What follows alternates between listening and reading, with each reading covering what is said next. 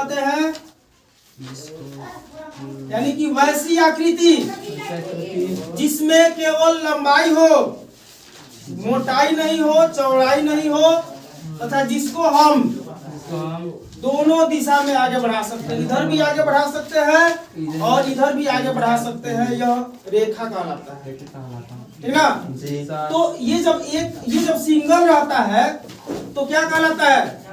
रेखा। जब डबल हो जाएगा तो एक और इसमें रेखा हमने क्या किया? जोड़ दिया। अब क्या हो जाएगा? कोण बन जाएगा। देखिए, कोण किसे कहते हैं? दो रेखाएं जब किसी बिंदु पर आपस में मिलते हैं। देखिए, दो रेखाएं, एक रेखा ये है, इसका नाम लिख देते हैं। एक रेखा ए बी, एक रेखा यह हुआ, दूसरा रेखा हुआ ए सी। दो रेखाएं जो है दोनों आपस में एक पॉइंट पर मिले। किस पॉइंट पर? ओ बिंदु पर आकर के मिलते हैं, तो इससे एक झुकाव उत्पन्न होता है दोनों रेखाओं के बीच, जिसे हम लोग कोण कहते हैं। यानी कि दो रेखाओं को मिलाने के बाद क्या बनता है? कोण बनता है ना? अब देखिए, अब तीन रेखाओं को, अब इससे क्या किए? एक और रेखा इसमें जोड़ दिए, बी से सी को मिला दिए, तो अब ये तीन रेखाओं से घिरी हुई एक बंद आकृति मिली हमको। तो त्रिभुज, इससे क्या बना? त्रिभुज बना, ट्रायंगल बना, ठीक ना? ट्रायंगल त्रिभुज बना। अब बताइए, त्रिभुज किसे कहते हैं? तीन रेखा खंडों से घिरी हुई बंद आकृति को त्रिभुज, ट्रायंगल कहते हैं। यह तीन रेखाखंड देखिए, एक है ए, कौन कौन सा रेखाखंड है? तो एक है ए बी, बी सी और ए सी। ए बी, बी सी और ए सी तीन रेखाखंडों से घिरी हुई बंद आकृति पूरी तरह से बंद है, तो यह क्या कहलाएगी? त्रिभुज कहलाएगी। अब मान के चलिए कि हम ऐसे बना दिए, यह त्रिभुज कहलाएगी? चूंकि ये इस पॉइंट पे यह बंद नहीं है, खुली हुई है, इसे हम त्रिभुज नहीं कह सकते। जैसे इसको हम आगे करके ऐसे बढ़ा करके इसको बंद कर देंगे, अब यह बन जाएगा त्रिभुज। तो तीन रेखाखंडों से घिरी हुई बंद आकृति को क्या बोलते हैं? त्रिभुज बोलते हैं। अब त्रिभुज देखिए, त्रिभुज तीन प्रकार के होते हैं। सबसे पहले तो भुजा के आधार पर, ठीक ना?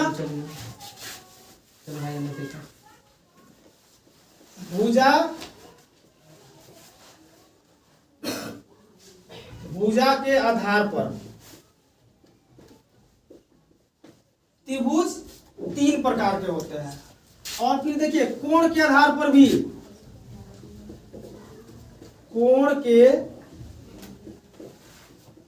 आधार पर भी त्रिभुज तीन प्रकार के होते हैं।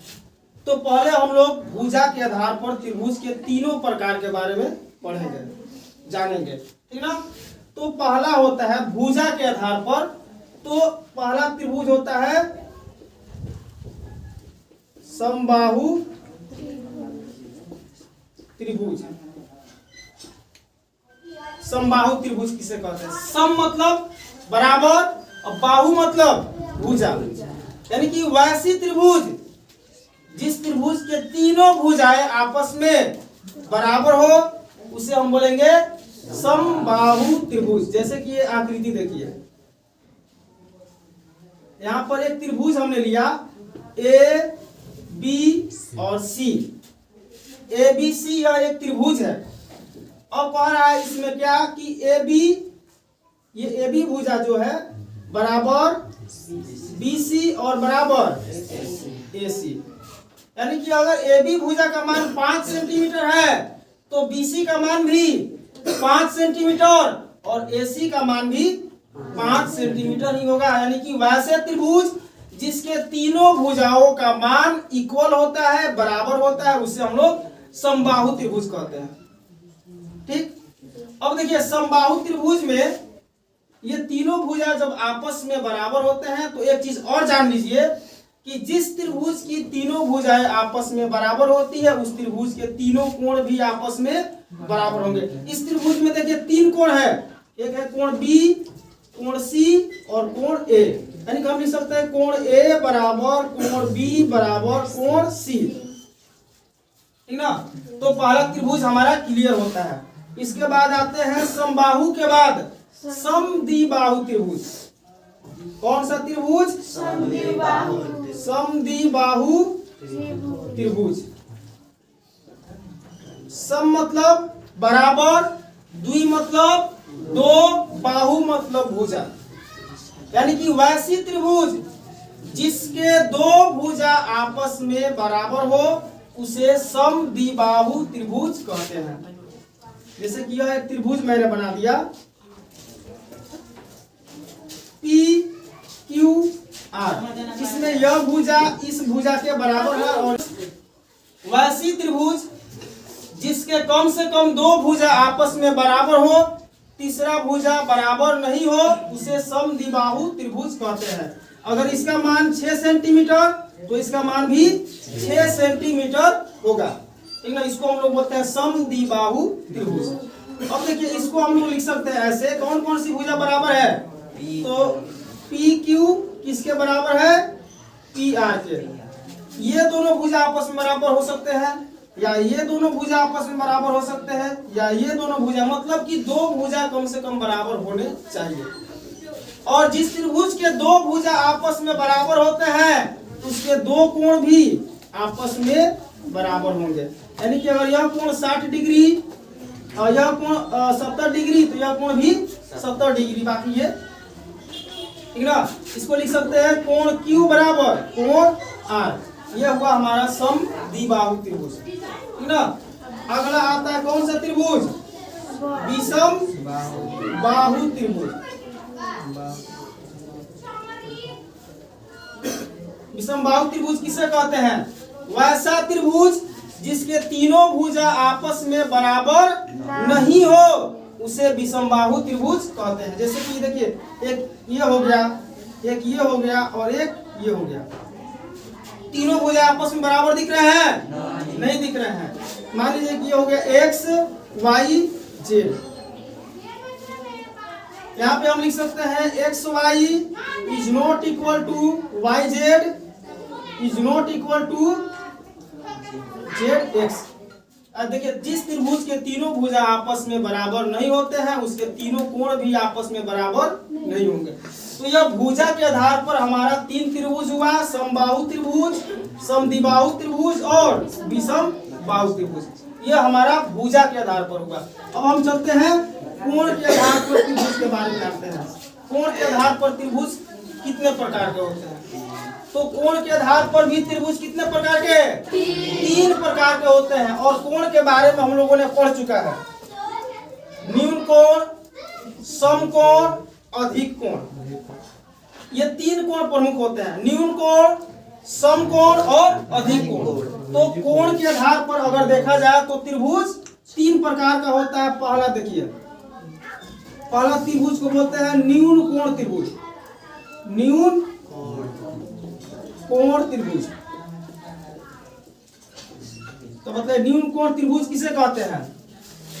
वैसा त्रिभुज जिसमें एक कोण का मान, जिसमें सभी कोणों का मान 90 डिग्री से छोटा होता है उसे हम लोग न्यून कोण कहते हैं। सभी कोणों का मान,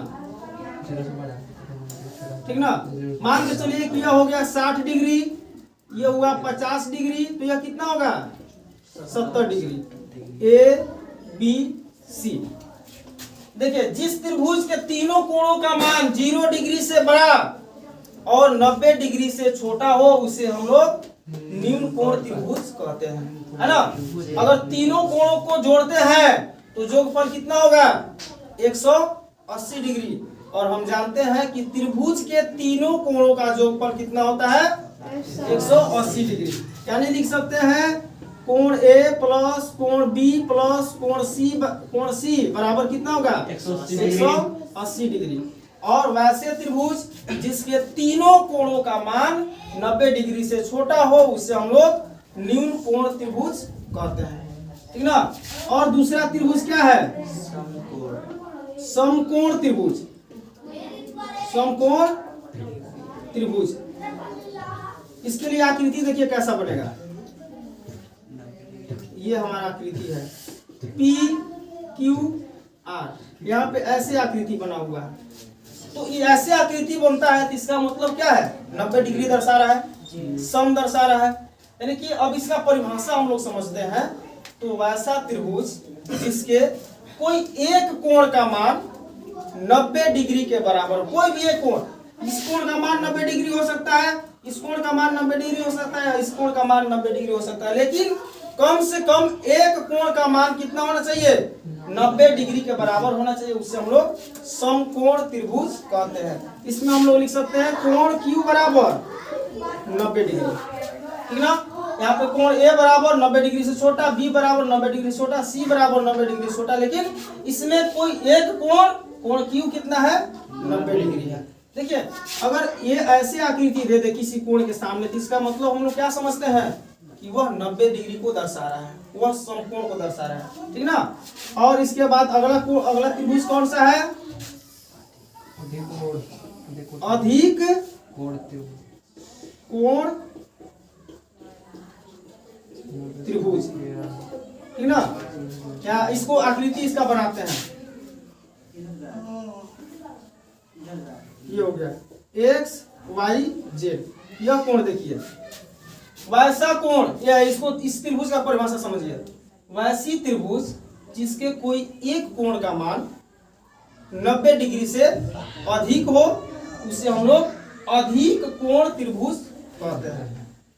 इस कोण का मान 190 डिग्री से ज्यादा, मतलब कि 91 डिग्री भी हो सकता है, 92, 110, 120, 150, कितना भी हो सकता है। इस कोण का मान अधिक कोण किसे कहते हैं, वैसा कोण जिसका मान 90 डिग्री से अधिक और 180 डिग्री से कम होता है, उसको हम लोग अधिक कोण कहते हैं। और वैसा त्रिभुज जिसमें किसी एक कोण का मान 90 डिग्री से अधिक और 180 डिग्री से कम हो, इसे हम लोग अधिक कोण त्रिभुज के नाम से जानते हैं। इसमें कोण y क्या होगा, कोण y का मान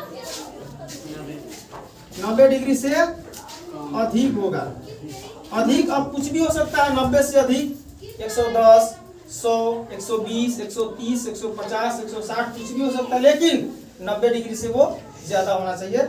इस तरह से भुजा के आधार पर और कोण के आधार पर त्रिभुज के तीन भेद होते हैं, तीन भाग होते हैं, और तीनों को हम लोग अब डिटेल रूप से समझ गए। तो आगे का जो मैथ हमको बनाना त्रिभुज से संबंधित, उसमें हमको कोई भी दिक्कत नहीं होगी।